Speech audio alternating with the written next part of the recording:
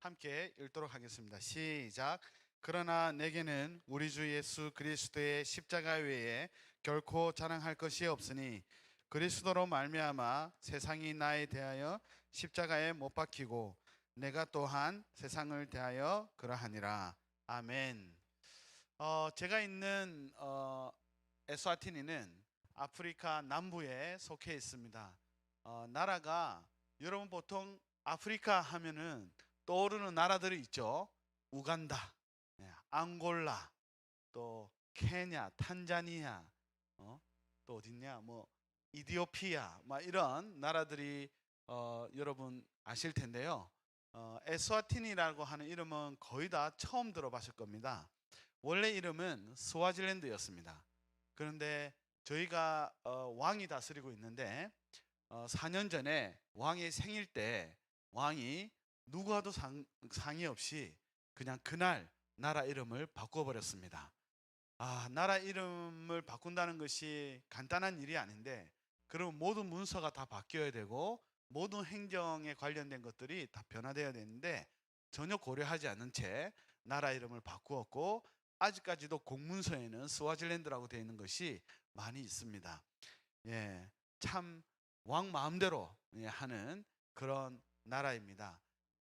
나라의 면적은 우리나라 강원도밖에 되지 않는 작은 나라이며 인구는 에스와티니 안에 120만이 살고요. 또 에스와티니로 둘러싸고 있는 나라가 있는데 남아프리카 공화국입니다. 둘러싸인 그 국경 너머에 남아공에 있는 에스와티니 사람들이 140만입니다. 그래서 자꾸 제가 스와질랜드라고 해도 이해하시기 바랍니다. 에스와티니 안에 있는 에스와티니인보다 에스와티니 밖에 있는 남아공에 있는 에스와티니 사람들이 더 많습니다.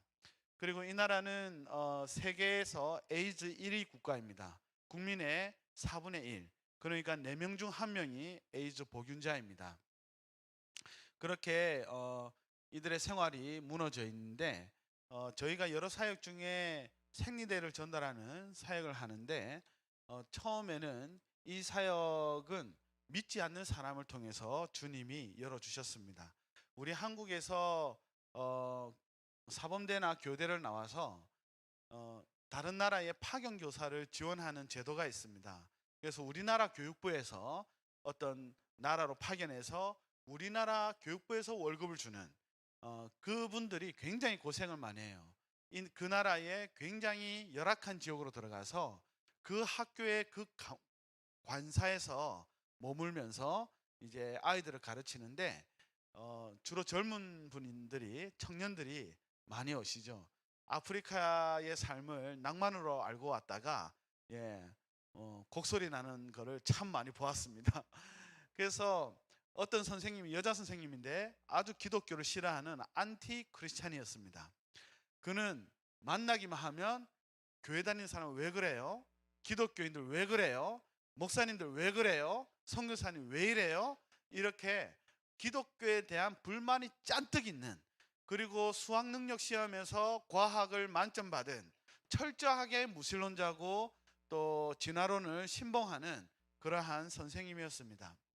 그런데 이 선생님이 주말마다 저희 집에 오기 시작했어요. 왜 왔냐 하면 저희가 있는 나라는 한국 음식이 굉장히 귀한 곳입니다. 아까도 설명했지만 저희는 한인마트나 한인식당이 없는 곳입니다. 하여튼 그래서 한국 식자재를 너무 구하기 힘든 곳이라 저희도 하루에 한 끼만 한식으로 먹는데 반찬을 2개 이상 먹어본 적이 없습니다. 지금 궁상 떨려고 제가 이야기하는 것이 아니고요. 지금은 그게 굉장히 편해졌습니다.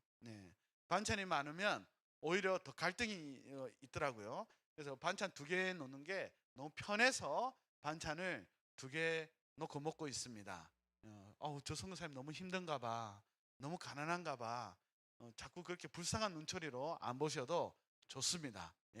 편해서 이렇게 먹고 있습니다. 그런데 손님이 올 때는 몇 가지 더 내어 놓습니다. 그런데 이 여자 선생님이 매주마다 그 시골에서 저희 집으로 와서, 저희 집에 오는데 한 2시간 걸리는데 그렇게 와서 밥 먹고 또 저희 집에서 자고, 또 제가 딸이 2명이기 때문에 지금은 한국 나이로 중학교 1학년, 초등학교 5학년인데 어쨌든 저희 딸들과 또 잘 놀아주고 그렇게 또 주일은 예배도 안 드리고 왜냐하면 무신론자이기 때문에 그리고 예배 드리기 전에 떠납니다. 네. 그렇게 했는데 어쨌든 영혼 섬기는 마음으로 그 선생님을 계속 이렇게 집에 오게 했고 같이 이제 교제를 하는데 근데 이제 부담이 있잖아요. 우리 집에서 밥 먹으면 이게 다 선교 후원비로 밥을 먹는데 예수님도 안 믿고 선교 후원비로 밥을 먹는 건 좀 아깝잖아요. 그래서 이제 자매님에게 이야기했습니다. 선생님, 아시다시피 이 나라에서 한국 음식 먹는 게 쉽지가 않잖아. 그렇대요. 근데 우리 집에서 매주 먹고 있잖아. 공짜로. 그래서 내가 솔직히 아까운 마음이 있는데 우리 한 가지만 좀 약속 좀 하자고.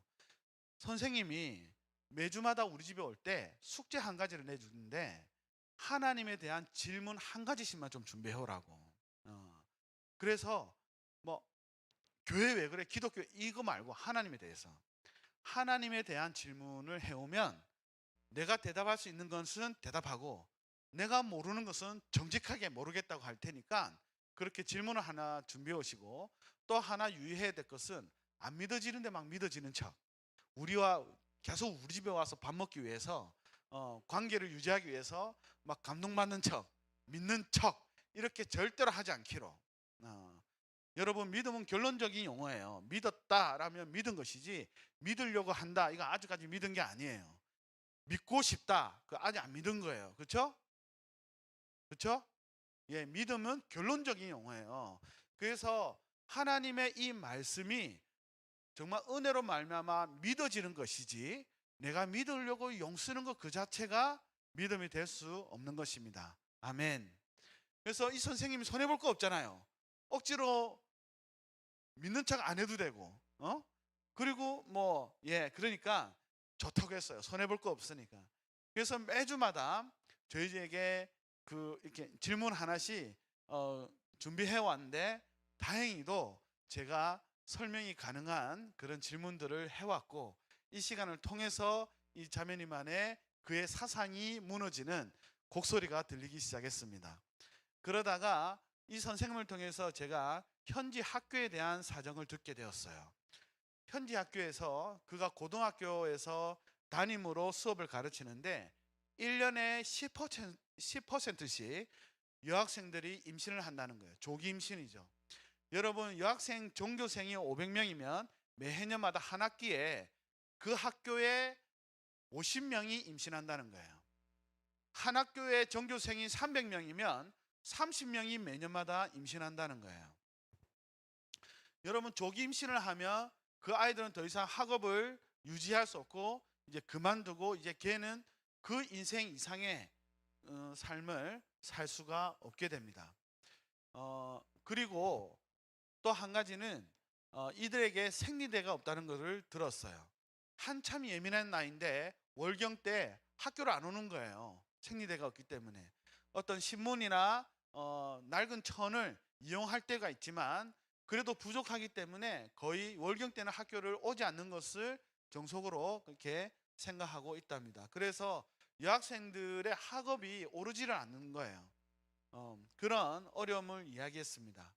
그러다가 이 선생님이 저와 계속 교제를 하면서 저희와 학교에서 이야기했대요. 야, 너희들 다 기독교라며? 너희들 다 예수님 믿는다며? 그런데 왜 이렇게 너희들 벌써부터 성적으로 이렇게 문란한 거야? 그거 죄 아니야? 이렇게 했더니 아이들이 마치 구원파가 이야기하는 것처럼 하나님이 과거, 현재, 미래 죄를 다 용서해 주셨기 때문에 괜찮다는 거예요.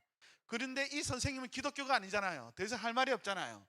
그래서 이걸 저에게 녹두리를 하다 그렇게 해서 제가 그 선생님에게 그럼 선생님 내가 선생님 학교에 가서 선생님 반에 3일 동안 한번 세미나를 해볼까? 재밌겠는데? 했더니 너무 좋대요. 예. 자기는 그리스도인이 아니지만 이 아이들이 변화됐으면 좋겠대요. 지부터 변해야 되는데. 그래서 이제 이 선생님이 막 쿵짝대가지고 제가 이제 그 학교를 가려고 하는데 그 이제 교사니까 어쨌든 현지 교장 선생님에게 허락을 받아야 되잖아요. 교장 선생님한테 이야기했더니 교장 선생님이 세미나를 하지 말고 전교생 또 전 직원 900명에게 집회를 해줬으면 좋겠다. 이렇게 한 거예요. 할렐루야. 여러분 복음이 비기독교인을 통해서 열렸어요. 그래서 이제 제가 너무 떨리잖아요. 갑자기 그냥 뭐 한 50명 넣고 그냥 세미나 하면 되는데 그게 900명으로 이렇게 커졌으니까, 그래서 열심히 또 준비하고 기도하기 위해서 제가 원고를 그 선생님이 통역을 하기로 했거든요. 그래서 원고를 제가 3일 전에 선생님에게 보냈고, 선생님은 제 원고를 막 번역을 하면서 얼마나 공부를 많이 했는지, 설교문이 아니라 거의 사시 준비한 것처럼 빨간 줄 치고 동그라미 치고 또 막 단어 찾고, 자기가 평소에 쓰는 단어가 아니잖아요. 은혜, 긍휼, 뭐 생명 이런 거 모르잖아요. 그래서 이 비기독교인 선생님이 막 그것을 차면서 공부를 하면서 1차로 은혜가 임했습니다. 그리고 이제 집회를 하기 전에 5분 전에 여기 뒤에 있는데, 그 선생님이 너무 막 떨린다고 기도해 달라고 하는 거예요. 여러분 기적입니다. 기독교를 그렇게 싫어하는 그 선생님이 기도해 달라는 거예요. 그래서 제가 어깨에 손 얹고 같이 하나님 축복해 달라고, 그냥 막힘없이 주의 은혜를 전할 수 있게 해달라고 이렇게 기도하고 올라가서 설교를 하는데, 이 선생님이 혼자 은혜를 다 받아버렸어요. 얼마나 우는지 학생들 다 알잖아요. 기독교인 아닌 거 알잖아요, 이 선생님이. 그런데 막 꺼이꺼이 하면서 막 통역을 하는데, 저는 잘 못 알아듣겠는데 애들은 다 알아듣고, 선생님들도 같은 교직원 선생님들, 현지 선생님들, 이 선생님이 좀 한성깔 하거든요. 그러니까 같은 동료 그 현지 선생님들이 알잖아요, 얼마나 성격이 있는지. 그리고 아이들도 알잖아요, 기독교를 싫어하고 막 이런 선생님이 아는데, 어쨌든 통역이니까 계속 이제 하나님에 대한 메시지를 하면서 마음에 감동이 있어서 이 선생님이 막 주체가 안 되는 거예요. 그랬더니 언어가 전달되는 것이 아니라 그 감동이 그냥 전달돼 가지고 그 교직원과 그 학생들에게 주님이 큰 은혜를 주셨고, 집회가 끝나고 난 뒤에 이 선생님이 이렇게 이야기하는 거예요. 성사님, 저 이거 처음입니다. 저 이런 경험 처음인데 제 한계를 한 2개는 뛰어넘은 것 같아요. 그리고 오늘의 이 통역은 제 실력이 아닙니다. 실력으로 하면 꽝이죠. 예, 울다 말았으니까 거의. 그런데 정말 제 마음이 뻥 뚫리는 것 같고, 저에게 풀리지 않는 숙제가 해결되는 느낌이었습니다. 그리고 예수 그리스도가 나를 위하여 죽으셨고 나의 죄를 사하셨다는 것이 오늘 믿어져 버렸습니다. 그리고 이 선생님이 그렇게 하나님께 돌아오고, 많은 또 학생들이 예수님의 은혜를 또 함께 누렸습니다.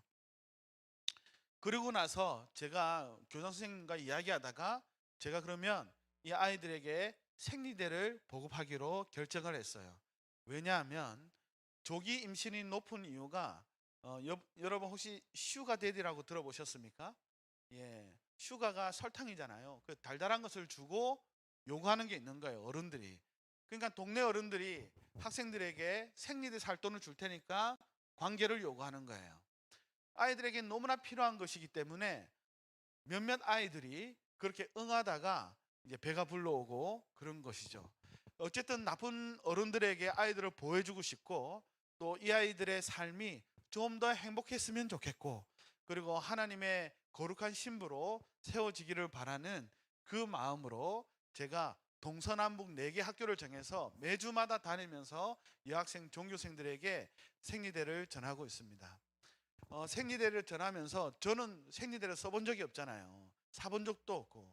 그래서 처음에는 굉장히 참 어려웠습니다. 그리고 생리대만 전하는 것도 참 보람있고 기쁜 일이지만, 우선은 이 아이들에게 복음을 전하는 게 더 중요하잖아요. 그래서 아이들에게 복음을 어떻게 전할까 막 고민했어요. 그래서 제가 처음에는 어떻게 해야 될지 몰라가지고, 또 그리고 제가 청소년 청년 이 사역을 그렇게 전문적으로 해본 적이 없거든요. 그런데 이제 아프리카 아이들에게 어떻게 하면 이 성결에 관한, 거룩에 대한 복음을 전할 수 있는가 고민하다가 제 설교는 은장도였습니다. 은장도. 예. 우리 한국 여인들은 이걸 생명으로 여겨서 자기를 찌르든 그놈을 찌르든 하여튼 칼을 들고 다니면서 이걸 너무나 귀하게 여겼다 하니까 반응이 지금처럼 이런 거예요. 뭐지 저거? 저걸 왜 우리한테 이야기하지? 이런 분위기였습니다. 그래서 저도 망했구나, 이런 식으로 복음 전하면 안 되는구나. 그래서 제가 알고 있는 한국 선교단체들한테 막 연락을 해서 성교육에 관련된 PPT나 자료들 다 보내주십시오 해서 제가 받아서 보았습니다. 보았는데 여러분 그거 애들 이미 다 알고 있는 거더라고요. 예. 너네들 다 알지? 우리 학생들 여기 남학생들 다 알죠? 어? 다 알지? 독하겠지? 어? 그러니까 아이들 다 아는 얘기를 내가 새삼스럽게 할 이유가 없다라는 생각을 했고, 또 성에 관련된 직접적인 표현을 하면 누구 한 명이 끽 하고 웃으면 분위기가 전체적으로 엉망이 되고 다시 바로잡는데 너무나 시간이 걸렸습니다. 그래서 직접적인 성표현을 하지 아니하고 어떻게 하면 아이들에게 복음을 전하나 고민하다가 그냥 내가 알고 있는 대로 그냥 내가 겪은 대로 한번 이야기해 보자 해서 아이들에게 설명했습니다. 여학생들에게 여러분이 지금 어른이 되어가는 그 과정에 몸도 지금 달라지고 있고 호기심이 생기는데 그 호기심이 죄로 연결된다면 여러분의 미래는 파괴됩니다. 그래서 여러분이 정말 거룩함을 지키고 육체의 성결과 청결과 거룩함으로 다시 세워지는 다음 세대가 되었으면 좋겠습니다. 저는 여기까지 이야기했는데 저희 아내가 이제 여학생들에게 설명을 하니까 더 설득력 있게 이야기하더라고요. 얘들아, 나 너희 나이 때 내 친구가 임신했어. 아무도 책임지지 않아. 그때는 사랑인 줄 알았어. 그러나 사랑이 아니었어. 어떤 아이들은 여기서 이미 선을 넘은 애들이 있을 거야. 나는 이미 더러워졌어. 나는 이미 망가졌어. 그렇게 자기를 포기하고 또 죄에 자기를 방해해버리면 그때는 정말 답이 없단다. 선을 넘은 아이들도 이제부터는 주님께 돌아오렴. 너희들은 거룩한 신부야. 이렇게 복음을 전하게 되었습니다. 학교에서 너무나 좋아하더라고요. 네. 아이들에게 너무 큰 필요를 전달했고 또 누군가가 학교에 와서 그 아이들의 10%를 알아듣든 20%를 알아듣든 누군가가 와서 이야기를 외쳐주는 것에 대해서 감사했습니다. 그리고 나서 한 6개월 뒤에 학교에서 연락이 왔습니다. 성사님, 우리 학교에 조기 임신이 현저하게 줄었습니다. 그리고 유학생들의 출석률이 좋아지고 학업이 많이 올라갔습니다. 이 아이들의 미래가 조금 더 밝게 아름답게 되었습니다. 아멘. 예. 참 다음 세대에 대해서 잘 몰랐고 어떻게 해야 될지 헷갈렸지만 하나님이 잘 인도하셔서 에스와티니의 여학생들, 저는 이 사역을 하와 사역이라고 하는데 이 사역을 그렇게 감당하고 있습니다. 그리고 팬데믹이 시작된 이후로 현지인들에게 주로 오지 마을들을 다니면서 식량을 전하면서 수많은 사람들이 하나님께 돌아오는, 여러분 식량만 준다고 하나님께 돌아오지는 않아요. 예, 팬데믹이 시작되고 일자리를 잃고 너무나 다들 배고픔과 굶주림에 있는 이 시간에 하나님이 저희도 가장 이제 밑으로 낮추셨고 저희도 그때는 어느 정도였냐면 저와 아내는 하루에 한 끼만 먹고 저희 아이들은 두 끼를 먹여야 되는 그런 형편이었습니다. 조금 더 가니까 이제 끼니의 양도 조금 더 줄여야 되는 그런 시간이었습니다. 우리의 형편도 닫혔고 팬데믹으로 선교의 문도 닫혀버렸습니다. 저희가 사역할 수 있는 모든 것들을 다 내려놓아야 됐습니다. 근데 하나님이 그때 말씀과 기도에 한 3개월간 집중하게 해주셨고 그때부터 주님이 일하기 시작하셔서 제가 식량을 전하면서, 여러분 이 식량은 제가 식량을 들고 그 마을로 가면 제가 최대치로 들고 가져갈 수 있는 무게가 500kg였습니다. 그리고 그것이 재정의 또 최대치였습니다. 그렇게 한 마을에 제가 도착하면 마을 입구에서부터 사람들이 춤을 추고 노래를 부릅니다. 예. 그런데 그들에게 식량을 주고 예배드리고 돌아오면 큰 보람은 있는데 잊혀지지 않는 장면이 있어요. 50가정만 나와야 되는데 70가정이 나와서 20가정은 받지 못하는 거예요. 마음에 막 합리화를 합니다. 그래, 어쩔 수가 없잖아. 내가 할 수 있는 최대치의 사역을 한 거잖아. 더 이상 어떻게 해? 그렇게 합리화를 해보지만 그 장면이 계속 안타까움으로 마음에 남아 있었습니다.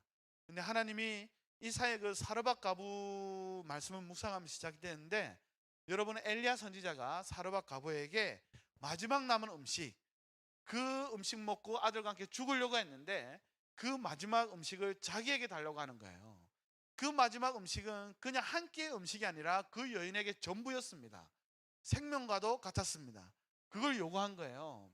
그러면 얼마나 이 불편한 요구예요. 여러분들은 불편하지 않겠어요? 이런 요구를 받으면. 여러분 차 팔아서 놔주십시오.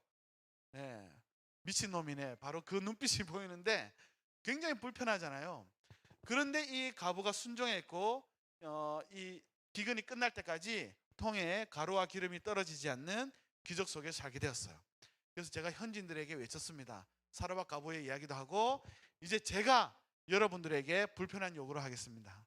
여러분, 이 식량을 여러분 가족을 위해서 쓰셔도 상관없지만, 여러분 식량을 받지 못하는 이웃에게 식량을 나누어 주신다면, 만약 여러분이 순종한다면 이 기근이 끝날 때까지 여러분에게 기적이 찾아올 것입니다. 예, 여러분은 믿음이 져서 아멘 했지만 아멘 아무도 안 했어요.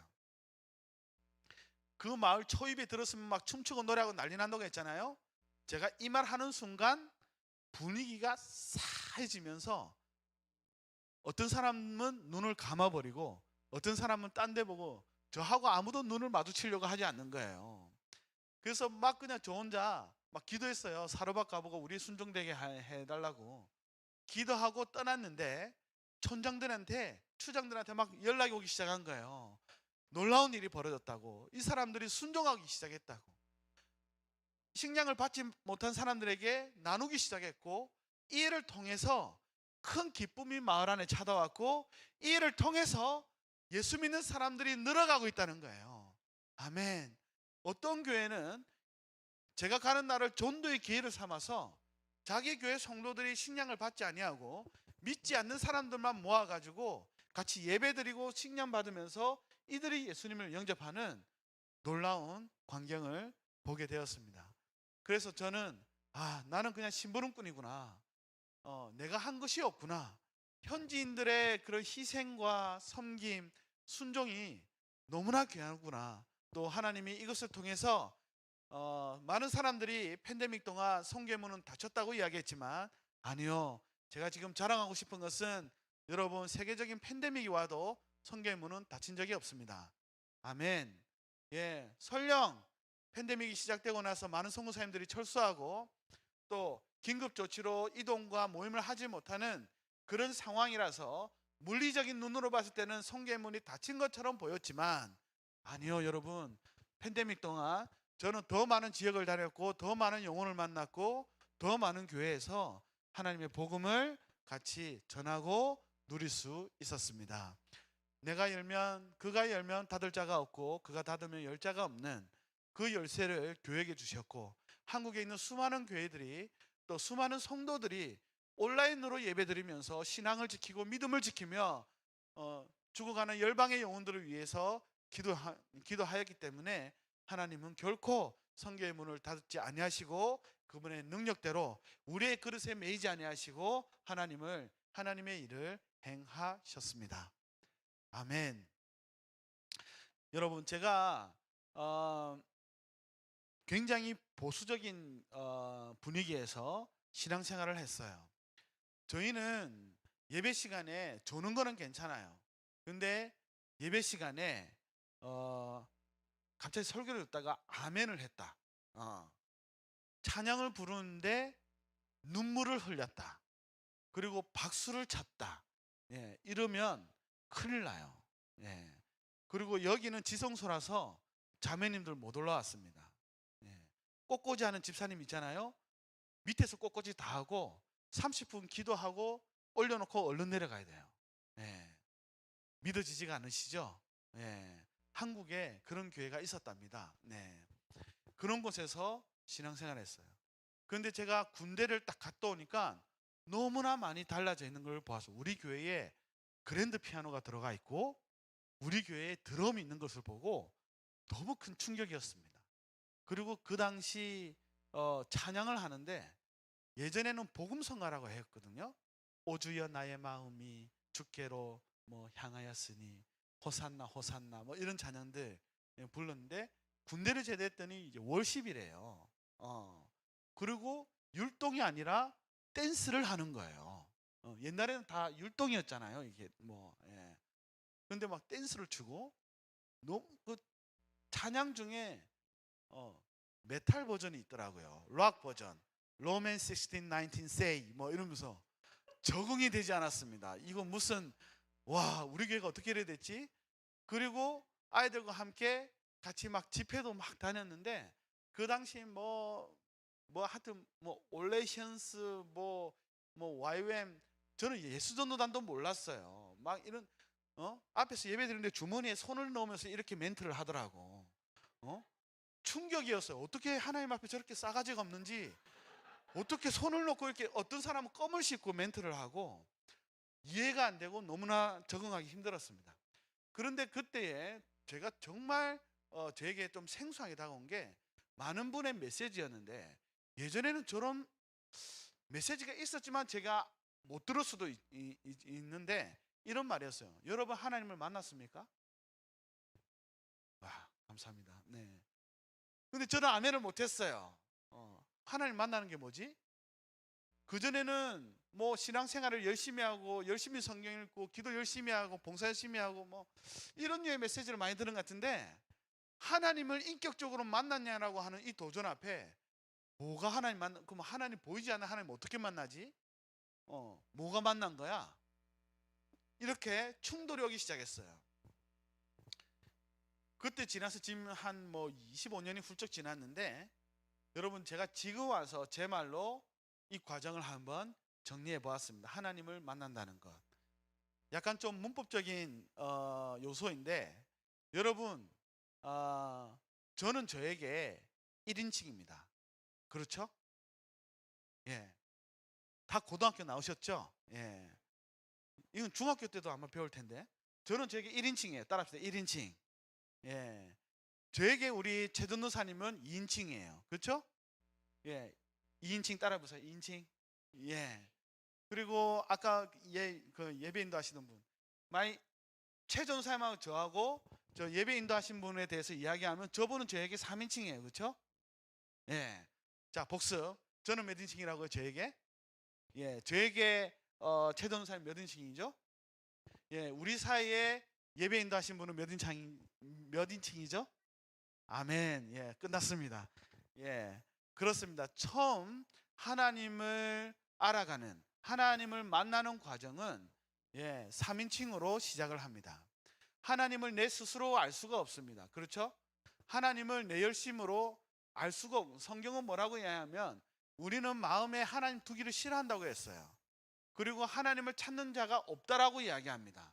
스스로는 하나님을 발견할 수도 찾을 수도 없는 우리는 3인칭입니다. 모태신앙도 마찬가지입니다. 교회에 나와서 기독교 문화에 익숙하다고 하나님을 만났다? 아니요, 그럴 수 없습니다. 그도 하나님이 철저하게 3인칭입니다. 그런데 이 3인칭을 뭐라고 부르냐 하면 불신자 또는 자연인이라고 부릅니다. 이분들은 그냥 내가 기준이에요. 내가 기준이고 내가 중심이에요. 그냥 내 마음대로 살아요. 그렇게 자기 인생을 아주 분주하고 열심히 바쁘게 살아갑니다. 이 중에 지식인도 있고 교양 있는 사람도 있고 착한 사람도 있습니다. 그런데 이 사람들의 특징은 오직 눈에 보이고 들리고 감각되어지는 것이 실제라고 여기며 사는 것이죠. 그래서 육신의 자랑, 육신의 정욕, 안목의 정욕, 이생의 자랑 이 카테고리에 갇혀가지고 오직 이 땅을 살아가는 이 100년이 지금은 100년 인생이라고 하지만 하여튼 7, 80, 100년 이 인생을 어떻게 하면 더 출세하고 성공하고 건강하고 우쭐거리면서 사는가 오직 거기에 목표를 들고 인생을 세팅하고 달려갑니다. 아까도 말했듯이 여기에 착한 사람도 있고 교양 있는 사람도 있고 지성인도 존재합니다. 그런데 이제 이 인생을 살다가 오직 내 마음대로 오직 그냥 내 기준대로 그렇게 살다가 한계에 부딪힙니다. 그래서 이때에 하나님이 은혜를 주셔서 이 사람이 누군가를 통해서 하나님에 대한 정보를 제공받았어요. 네. 그러면 눈에 보이는 것이 다고 들리는 것이 단데 이 안에서 어떻게 하든 쾌락과 행복을 추구하면서 살아가는 자아 실현을 하는 그런 인생으로 주목하여 나아가는데 영원, 하나님, 천국, 지옥 뭐 이런 얘기를 들으면 기분이 나빠요. 불쾌해요. 왠지는 모르겠어요. 근데 이게 정상인데 하나님이 은혜를 주셔서 기분 나빠야 되는데 궁금해지는 거예요. 정말 하나님이 있을까? 나는 어디서부터 왔고 어디로 가는 거지? 나는 그러면 이 땅에 존재하는 이 100년 인생이 다가 아니야? 이런 생각하면서 그분이 예배당으로 들어왔습니다. 여러분, 한 인생이 예배당으로 들어오는 것 자체가 큰 기적입니다. 기적이 아니고서는 누구도 예배당에조차 물리적으로 발걸음도 할 수가 없습니다. 여러분, 이때부터 이 사람은 몇 인칭일까요? 아니요, 3인칭입니다.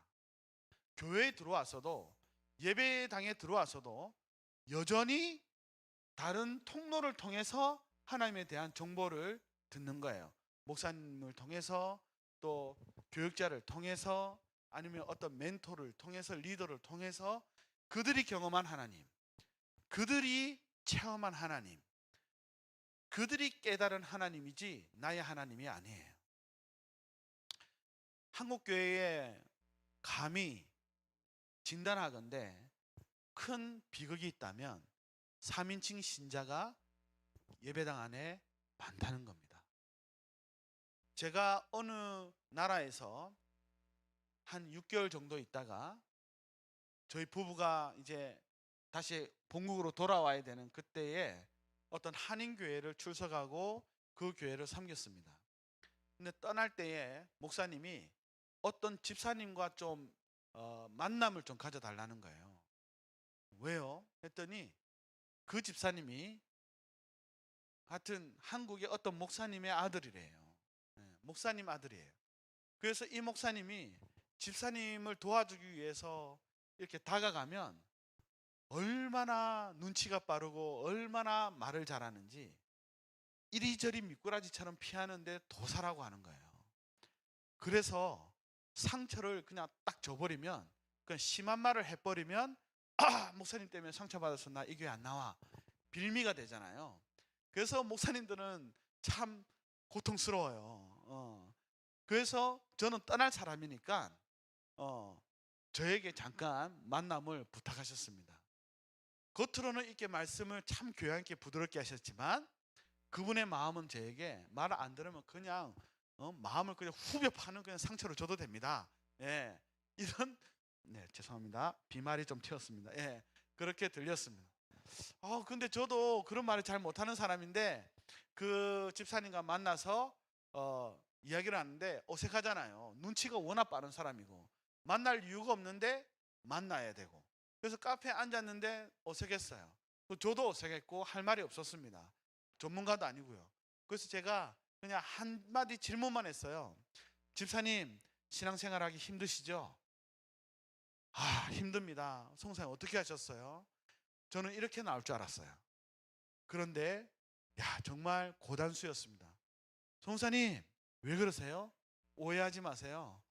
저는 신앙생활이 힘들지 않습니다. 저는 신앙생활이 너무 편하고 저는 수월합니다. 제발 저를 오해하지 마세요. 너무나 예상 외의 대답이라서 제가 그렇군요, 죄송합니다, 그럼 저는 이제 가보겠습니다 하고 일어나는데 정말 전구에 불이 반짝 오듯이 이분 말이 맞다라는 생각이 딱 드는 거예요. 그래서 제가 다시 자리에 앉았습니다. 집사님 어떻게 그렇게 정답을 이야기하시냐고, 제가 속이 후련하다고 지금 정말 정답을 이야기하셨다고. 신앙생활이 어렵지 않고 쉽다. 너무나 집사님의 진심 어린 이야기에 제가 감동이 됩니다. 왜냐하면 집사님 마음대로 신앙생활 하니까. 여러분 지금 제 억양이, 제가 지금 거의 서울말을 쓰고 있지만 제가 경상도 사람인 게 아시겠죠? 우리 말로는 네 마음대로 신앙생활 하니까. 다 네 마음대로잖아. 집사님 마음대로 신앙생활 하잖아. 근데 왜 어려워? 쉬워야지.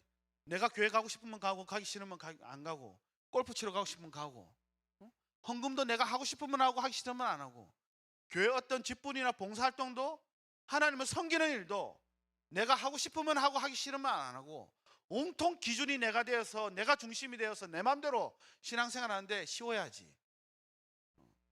그런데 집사님 지옥 갈 것 같아요. 확실히 지옥 갑니다. 혈통으로 구원받지 못합니다. 집사님 아무리 목사님 아드님이시라도 한 번도 교회를 떠난 적이 없는 모태신앙이라 할지라도 제가 보기에는 예수님을 영접한다는 것은 나의 구원자이기도 하지만 나의 주인으로 영접하는 건데, 집사님 삶을 봤을 때 예수님이 집사님의 주인이 되었다고 하는 그 흔적을 저는 모르겠습니다. 그렇게 이야기했어요. 분위기가 싸했죠. 네. 빨리 이제 도망가야 되는데 그분이 저를 탁 붙였더니 눈물을 펑펑 흘리면서 송사님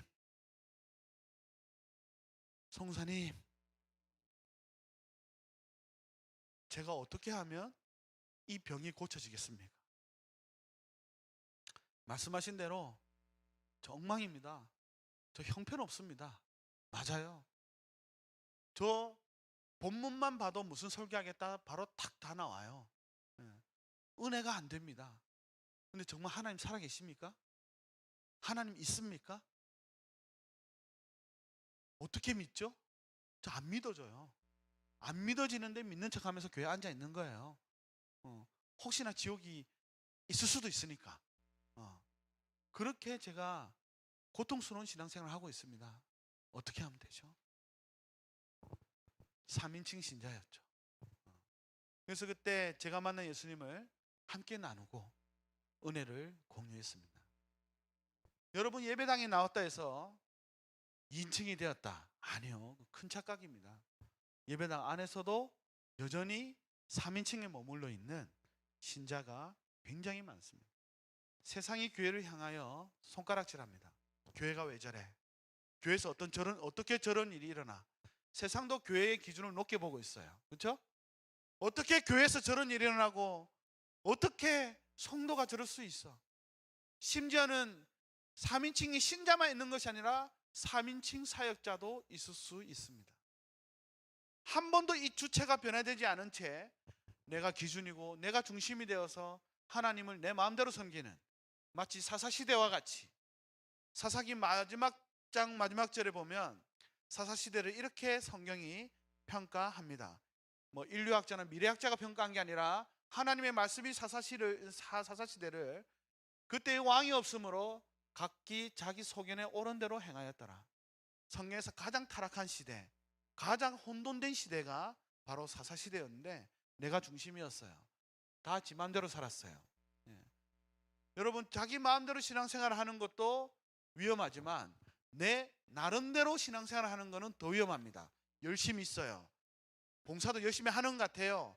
나름대로 열심히 해요. 그것도 위험합니다. 주체가 바뀌어야 됩니다. 할렐루야. 그런데 이 3인칭 신자에게 또 은혜가 임했어요. 은혜가 임했어요. 야, 그러면 나에게 지금 하나님을 전달해 주는 모든 분들이 다 자기가 경험하고 자기가 체험하고 그런 하나님인데 나도 그 하나님 만나고 싶어. 나도 그 하나님을 알고 싶어. 이렇게 동기부여가 되면 이것도 기적이고 축복이에요. 근데 보통 사람들은 자기에게 영향을 미친 사람을 따라하게 되어 있습니다. 그래서 자기에게 영향을 미친 사람이 정말 말씀에 정통한 사람이면 그도 말씀을 연구하고 공부하고 깨달으려고 몸부림하고, 자기에게 영향을 미친 사람이 기도의 사람이면 그도 기도의 자리에 들어가서 새벽 기도, 철야 기도, 뭐 금식 기도, 기도원에 가서 또 기도하는, 그러면서 가게 됐어요. 어떤 분은 교회를 봉사하고 섬기면서 은혜를 받은 사람이 통로라면 그도 역시 정말 헌신하고 섬기면서 그렇게 나아갑니다. 그러다가 그도 하나님을 체험을 해요.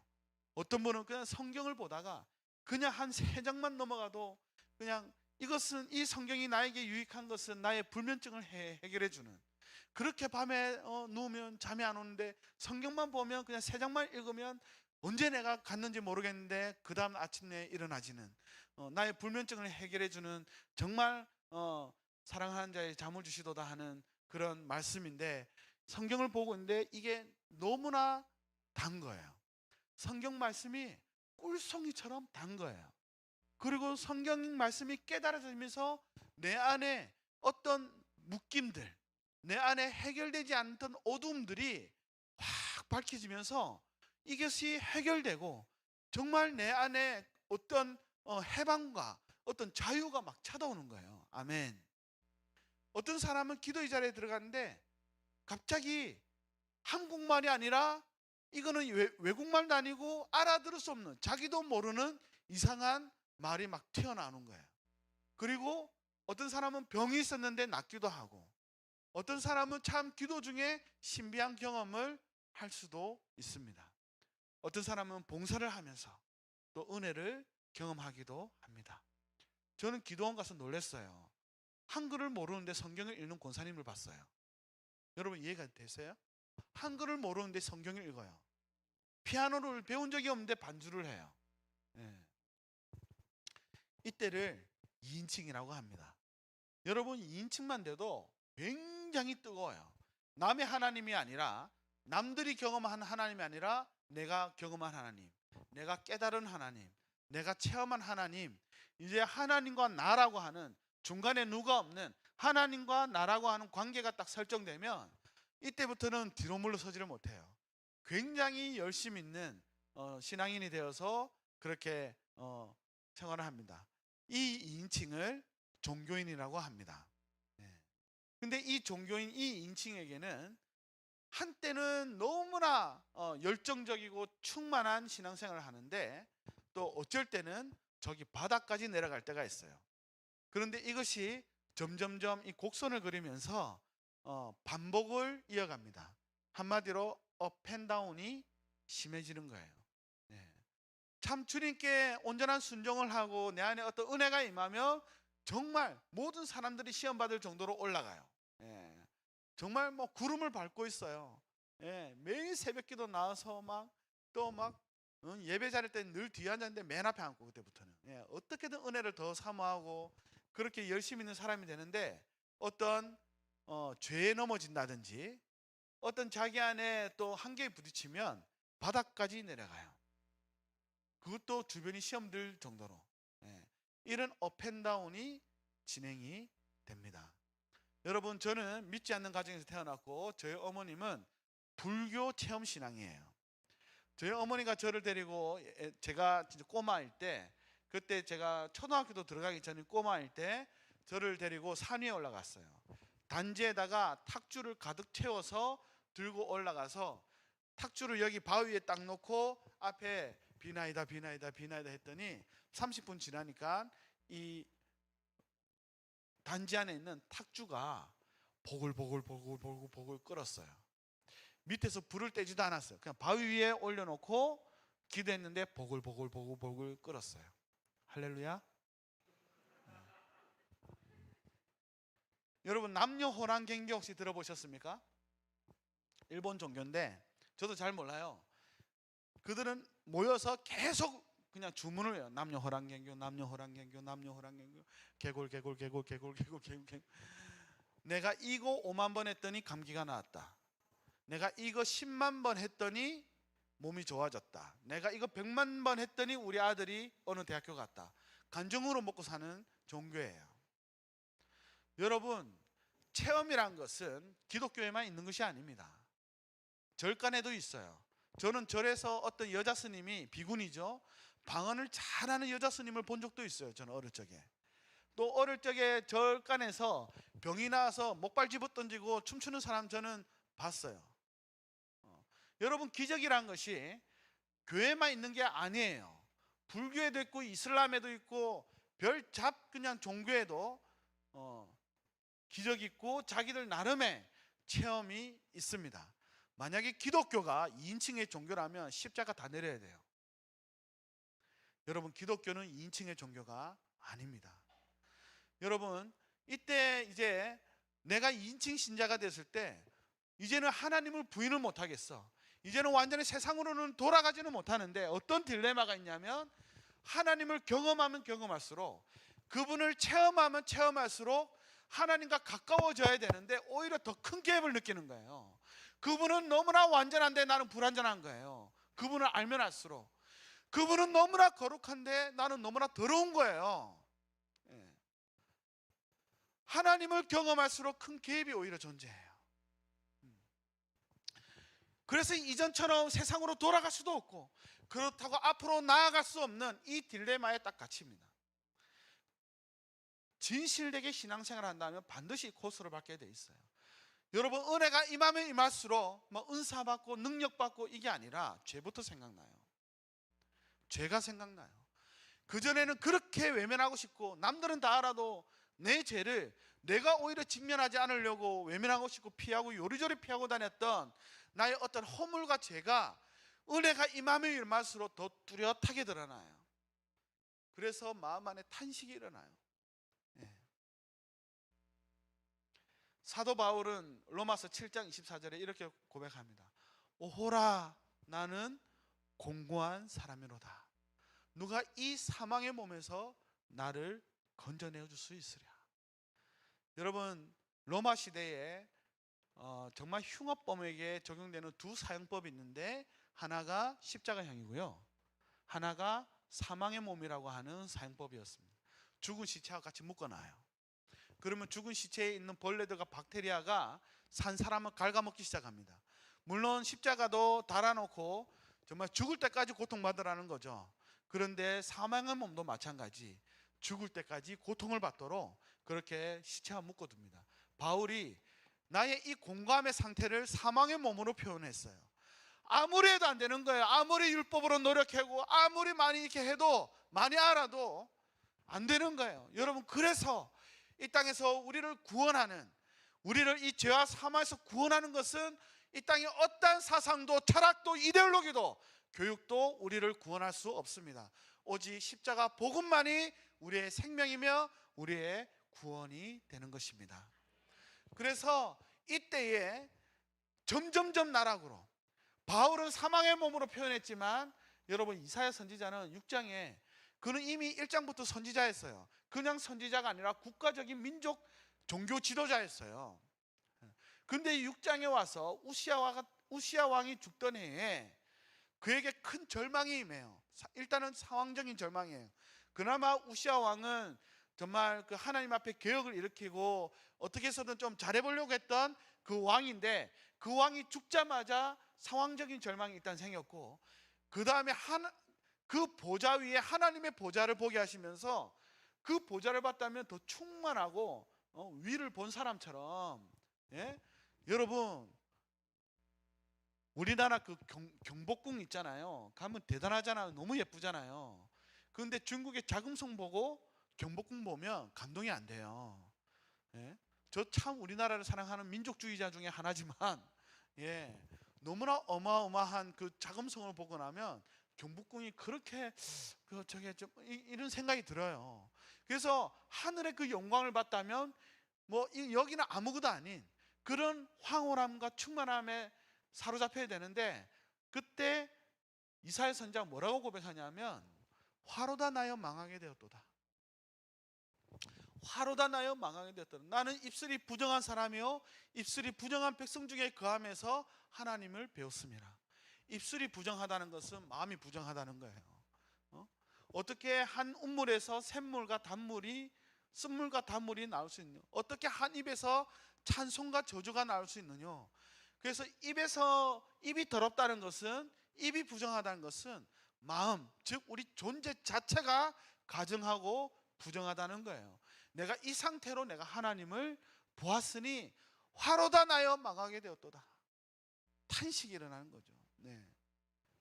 그런데 이때말로 이렇게 바닥까지 내가 어디까지 추락했는지, 내가 어디까지 짓밟힌 존재인지 하나님이 성령으로 보게 하시는 것은 정말 축복입니다. 예. 이때야 눈이 열리면서 십자가가 새롭게 보이는 거예요. 할렐루야. 와, 그냥 기독교의 그냥 심볼이 아니라 이 십자가가 정말 예전에 2000년 전에 갈보리 언덕에서 예수님에게 일어났던 그 사건이 성령으로 말미암아 시 공간을 초월해서 지금 내 안에 그분의 죽으심이 나의 죽음이 되고 그의 부활하심이 내 안에 주님 사시는 이 놀라운 혁명이 일어나기 시작합니다. 할렐루야. 그러면 이제는 내가 아니고 주님 안에 사는 것이죠. 주님과 내가 연합된 것입니다. 할렐루야. 이때부터 1인칭의 은혜가 임하기 시작합니다. 여러분, 성경에는 1인칭의 고백이 굉장히 많습니다. 아가서에는 사랑하는 자가 내게 속하였고 내가 사랑하는 자에게 속하였구나. 요한복음에서는 내 말이 너희 안에 거하고 너희가 내 안에 거하면 무엇이든지 구하라 그러하면 응답되리라. 하나님은 우리와 함께 2인칭이 아니라 나를 그냥 두고 그렇게 아니라 나와 하나가 되셔서 그분이 내 안에 내주하셔서 그분이 들어오셔서 이제는 나의 자격과 나의 실력과 나의 어떠함으로 사는 것이 아니라 주님으로 살아가도록. 할렐루야. 예, 천국의 본점이 위에 있다면 여기에 지점을 주셔가지고 아직까지 나는 연약한 육체 가운데 거하고 사단이 존재하고 판을 치지만 내 안에 천국의 지점이 있기 때문에 또 주님이 내 안에 사시기 때문에 상황과 상관없이 이제 주님과 동행하되 내 옆에서 동행하는 것이 아니라 주님이 내 안에 들어오셔서 나와 함께 동행해 주시는 1인칭의 은혜가 되는 것입니다. 아멘. 아멘. 여러분, 작년 7월 달에 저희 에스와티니에 민주화 운동이 일어났습니다. 저희는 왕이 다스리는데 아주 나쁜 왕이에요. 자기가 사치를 하려고 하면 국민들이 계속 못 살아야 돼요. 계속 가난해야 돼요. 그래야만 유엔이나 미국이나 EU에서 유럽에서 원조금이 들어오고 그 원조금이 다 자기 주머니로 들어가요. 네. 그래서 국민들이 잘 살면 안 돼요. 계속 못 살아야 돼요. 그리고 국민들이 똑똑하면 안 돼요. 왜냐하면 똑똑하면 대들잖아요. 왕이요, 이거 왜 이래요? 그렇게 되잖아요. 그래서 교육의 기회를 그렇게 혜택을 많이 주지 않습니다. 설마 하다가 국민들도 처음에는 안 믿었어요. 그냥 정부에서 선전하는 대로 우리 왕이 좋은 왕이고 막 이런 데 알았는데 인터넷이 발달되면서 다른 나라를 보면서 눈이 열리면서 우리나라가 얼마나 엉망진창인지 우리 왕이 저게 얼마나 나쁜 놈인지 국민들이 알게 되고 이제 분노해서 일어났습니다. 일어나서 모든 상점들을 불태워버리고 도로를 파괴시켜 버렸습니다. 여러분, 그때 저희는 정말 커튼도 열지 못했어요. 그리고 정부는 바로 군경을 파견하여서 민간을 향해서 발포를 시작했습니다. 그리고 100명 이상이 넘는 사망자가 발생하였습니다. 그것이 옛날이 아니라 지난 7월 달부터 12월 달 사이에 일어난 사건이었습니다. 제가 한국에 이거 뉴스에 났나 싶었더니 한번 연합뉴스에서 한 번 나오고 안 나오더라고요. CNN과 BBC 이 외신에는 조금 소개가 되었습니다. 아무런 자원이 없고 건덕지가 없으니까 관심이 없는 거예요. 열방의 누구도 관심을 갖지 않는 거예요. 이런 일이 일어나는데도 관심을 갖지 않았습니다. 여러분, 제가 계란을 참 좋아하는 사람인데 제가 계란에 질려버렸습니다. 먹을 것이 계란밖에 없었습니다. 저희 딸들이 그때 이후로는 우유를 굉장히 잘 먹습니다. 우유가 이렇게 맛있는 줄 몰랐대요. 학교에서 연락이 왔습니다. 빨리 와서 애들 데려가라고. 만약에 그때 제가 사역의 현장에 있었으면 큰일 날 뻔했습니다. 그날은 내가 사역이 없어서 집에 있었기 망정이지 왜 그러냐 물어봤더니 지금 폭도들이 학교에 불을 지르러 오고 있다는 거예요. 급히 제가 갔더니 아이들이 교실에서 떨고 있습니다. 그 선생님들이 뭐 비상행동 대책을 막 이야기해 주는데 누가 불을 던지면 창문 깨고 도망가라. 뒤도 돌아보지 말고 도망가라. 막 이런 설명인데 애들이 더 두려움에 사로잡혀 있었습니다. 이미 좀 상위층의 애들은 학교에서 공지하기도 전에 부모들이 와서 그들은 빨리 정보를 더 이렇게 얻기 때문에 자기 자녀들을 다 데려간 상태였습니다. 겨우 우리 아이들을 데리고 집으로 들어오게 되었습니다. 난리였어요.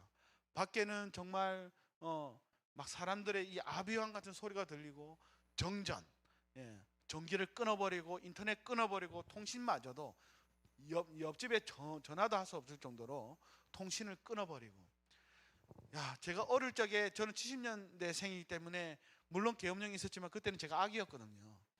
제가 이렇게 커서 계엄령을 제가 이렇게 경험할 줄은 어떻게 알았겠습니까? 아주 두려운 시국이었습니다. 그리고 만약에 저 혼자 있었다면 그나마 좀 나았을 텐데 저는 아내와 딸 둘과 함께 있었습니다. 여러분, 제가 그렇게 용감한 사람이 아니에요. 그리고 그 컴컴한 곳에 불도 들어오지 않는, 또 물도 끊겨버린 단수가 일어난 그 상황 속에서 여러 가지 막 생각이 지나갔습니다. 어떻게 이 나라를 떠나야 되나? 근데 떠나는 게 맞나? 그러면 우리 아이들만이라도 탈출을 어떻게 시키지? 막 이런 복잡한 생각. 만약에 지금 폭도들이, 사람들이, 이 성난 군중이 외국인들을 대상으로 이제는 막 이렇게 나온다면 어떡하지? 수많은 염려와 걱정이 막 밀려올 때, 그때 저는 깜짝 놀랐어요. 그때 아내와 함께 예배를 드리는데 우리 그 흔한 찬양이 있다. 내게 강 같은 평화. 이 찬양을 부르는데, 내게 강 같은 평화, 내게 강 같은 평화, 내게 바다 같은 사랑, 내게 바다 같은 사랑, 내게 샘솟는 기쁨, 내게 샘솟는 기쁨. 나라가 엉망진창이고 어둠 가운데 빛 하나 없는, 완전히 모든 나라가 정전이 되어서 그냥 막 불에 타고 사람들 소리 지르고 총소리 들리고 이 난리통에 강 같은 평화를 주시는, 나의 내적에, 나의 내면에 평화를 주장하시며, 그때 솔직히 기도가 기어 들어가고 있었어요. 어떻게 기도해야 될지 몰랐습니다. 기도가 안 나오더라고요. 기도를 하려고 용을 써도 기도가 기어 들어가지 안 나오더라고요. 그런데 주님이 마음의 평안을 주시면서 기도가 터져 나오게 하시면서 여러분, 그 땅을 축복하고 이 사태를 주님께 올려드리는 그러한 시간을 보내게 해주셨고, 그 시간을 또 승리로 장식하게 해 주셨습니다. 여러분, 우리는 이미 2000년 전 주님과 함께 1인칭이 되었습니다. 할렐루야.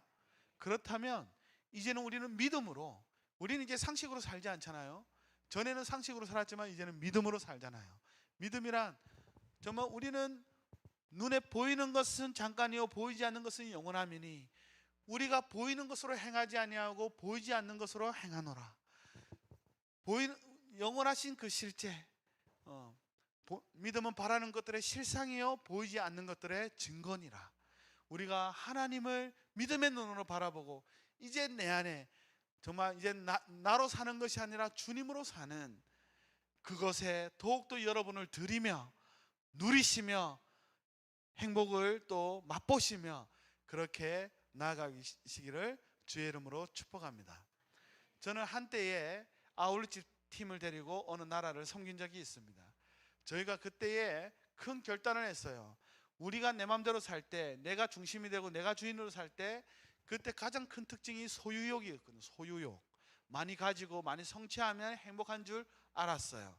그런데 이제 주님 안에서 우리가 변화되었다면 이전 것은 지나갔으라 보라 새 것이 되었도다. 이것이 우리에게 정말 사실이라면 이제 우리 소유욕에 대해서 자유해보자. 그래서 우리 서로 플로잉을 해보자. 플로잉, 흘려보내다. 그래서 우리가 만약에 연필이 2개 있으면 1개를 필요한 사람에게 플로잉 해보고, 가방이 2개면 또 필요한 사람에게 또 플로잉 해보고, 만약 재정이 또 있으면 넉넉하면 또 필요한 사람에게 플로잉 해보고 한번 실천해보자 해서 순종했습니다. 큰 기쁨이 있었어요. 가지고 있을 때는 몰랐는데 나눌 게 너무 많은 거예요, 우리 안에. 그래서 막 팀 안에도 나누고 팀 밖으로도 많이 나누었습니다. 근데 그때에 하나님이 여기까지가 아니라 한 걸음 더 나가게 했어요. 너한테 하나밖에 없는 것, 너한테 소중한 것, 그것을 플로잉 해라고 하는 거예요. 여러분, 순종했을까요? 못했을까요? 예? 예, 순종 못했습니다. 왜냐하면 우리가 그렇게 거룩한 사람이 아니에요. 순종이 안 되더라고요. 이게 어떤 건데, 이게 얼마나 귀한 건데, 나한테 하나밖에 없는 건데 못했어요.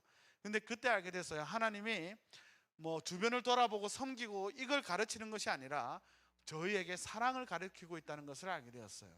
여러분, 사랑하지 않으면 안 보여요. 근데 사랑하면 보여요. 이 사람에게 무엇이 필요한지 보이고, 그렇다면 사랑한다면 이것을 흘려보내고 주고 섬길 수 있어요. 그래서 결국은 네가 줄 수 있냐 없냐, 네가 그 사람에게 전할 수 있냐 없냐, 이게 중요한 것이 아니고 사랑하냐 이거였습니다. 그걸 알고 나서 주님이 우리 순종을 받아 주셨습니다. 할렐루야. 예, 이렇게 은혜로운 팀이었어요. 그리고 그 나라로 가서 일정을 막 진행하면 너무 행복했어요. 마음이 너무 잘 맞고 눈빛만 봐도 그냥 그냥 너무 행복하고 좋았는데, 한 일정의 절반쯤 지나니까 이제 체력의 한계가 오니까요. 이 사람이 참 그래요. 육체의 영향을 많이 받아요. 체력의 한계가 오니까 점점점 짜증이 늘어나고, 저 왜 나한테 저런 식으로 말하지? 저 표정 왜 저래? 저 눈빛은 저건 뭐야 저거? 이런 식으로 사단이 점점점 틈을 삐집고 들어오는 것을 느낄 수 있었습니다. 그런데 그때 주님이 우리 팀을 좀 보호해 주셨는데, 저희가 어느 기차를 타려면 지금 모든 짐을 들고 전력 질주해야만 그 기차를 탈 수가 있었어요. 그래서 막 우리가 짐이 되게 많았거든요. 그 짐을 들고 막 그 기차역으로 뛰어가는데, 그때 불치병이 하나 치유가 된 것이, 우리 팀 안에 그 불치병 중에 그 공주병이라는 거 있잖아요. 그 잘 안 났잖아요. 예, 그게 바로 그 순간에 치유되었어요. 그 공주병 그 자매님이 진짜 얼마나 심각했냐면, 플라스틱백 있잖아요. 그 비닐봉다리, 예? 과일든 비닐봉다리도 이게 여기 빨간 줄 생길까봐 들지 않는 이 자매가 막 엄청난 짐을 지고 괴력을 내면서 달리기 시작했습니다. 그런데 충격이잖아요. 어머, 내가 왜 이래? 이러면서 자기도 막 이렇게 충격을 받았는데, 그것을 지켜보는 형제가 막 쓰러지려고 하는 거예요. 그래서 이 형제님이 그 자매님에게, 자매님 가방 하나 더 줘주세요. 제가 들어드릴게요 했더니, 그 자매가 흰겨 눈으로 봤더니 그 형제는 더 어마어마한 짐을 지고 있었습니다. 양심이란 게 있잖아요. 형제님 지금 쓰러지려고 하는구만, 그냥 달려요 하고 하는데, 그 형제가 이렇게 이야기했습니다. 자매님, 나는 지금 자매님의 짐을 들어주는 게 목적이 아니라 제 어깨를 자매님에게 플로잉했습니다. 참 정서가 참 많이 메마른 시대. 다시 한번 기회를 주겠습니다. 우리 자매님들 뭐 하는 거야? 나는 자매님의 짐을 들어주는 것이 목적이 아니라 내 어깨를 자매님에게 플로잉했습니다. 이런 형제 만나야 되지 않겠어요? 그날 밤에 너무 피곤해서 지쳤는데, 우리가 잠자기 전에 우리 또 기도는 거창하게 하잖아요. 우리 뭐 이렇게 해도 그래서 우리 이 지역, 이 도시를 전체를 우리가 주님께 올려드리자 하고 기도를 딱 하려고 하는데, 주님이 이 사건을 통해서 저희에게 이렇게 감동하는 것 같았습니다. 얘들아, 나는 너희의 죄의 짐을 들어주는 것이 목적이 아니라 나의 하나밖에 없는 생명을 너에게 플로잉 했단다. 여러분, 이 감동이 우리에게 오는데, 우리 다 어른이었어요. 우리 다 체면이 있어요. 그런데 뒤로 발라닥 넘어져서, 여러분 혹시 소 우는 소리 들어보셨나요? 소가 울듯이 울었어요. 우리가 하나님을 오해하였도다. 늘 교회 나오면, 늘 신앙생활이라는 것은 일주일 동안 내 마음대로 살다가 그냥 교회 오면 십자가를 바라보고 나의 이 죄책감, 나의 어떤 죄의 눌림, 이거 그냥 내려놓고 눈물 닦고 또 세상으로 나가고, 이 반복된 생활을 했는데, 이게 복음인 줄 알았는데, 이 이상으로는 안 사라질 줄 알았는데, 예수님이 우리에게 하시는 말씀이, 나는 너희의 죄의 짐을 들어주는 것이 목적이 아니라 나의 하나밖에 없는 생명, 나의 하나밖에 없는 아들을 너희에게 플로잉했단다. 사랑은 여기에 있으니 우리가 하나님을 사랑한 것이 아니요 하나님이 먼저 우리를 사랑하셨습니다. 여러분, 우리 구한 적 있나요? 우리 이거 깨달은 적 있나요? 하나님, 나한테 하나님의 생명이 필요해요. 예수님 주세요. 예수님이 우리에게 필요해요. 하나님, 우리 이렇게 기도해 봤나요? 혹시 깨달았나요? 하나님한테 달라고 해본 적이 있나요? 우리가 구하지도 않았는데, 아니 우리는 알지도 못했는데 그분이 우리를 사랑하셔서 이미 2000년 전에, 아니 이 복음을 창세전에 예비하시고 복음 안에서 세상을 창조하시고 수많은 도전과 방해가 있었음에도 불구하고도 그분의 의지는 한 번도 꺾인 적이 없이 2000년 전 갈보리 언덕에서 인간이 되셔서 완전한 하나님이요 완전한 인간으로 이 땅의 모든 영혼들의 그 죄를 값주고 구속하시는 그 일을 주님이 행하셨고, 2000년이 지난 지금도 성령께서 우리의 마음에 찾아오셔서 우리가 교리적으로 동의하고 머리를 아는 수준을 넘어서 우리의 마음에 닿을 때까지, 그리고 그 2000년 전에 일어난 그 사건이 오늘 내 심령 가운데 일어날 수 있도록 역사해 주시는 그 일을 주님이 행하고 계십니다. 왜냐하면 우리를 사랑하시기 때문에. 이 사랑 만나면 미치는 것이죠. 이 사랑 만나면 충분한 것입니다. 그리고 이 땅에 어떤 것도 이 사랑을 끌 수가 없습니다. 아멘. 기도하겠습니다.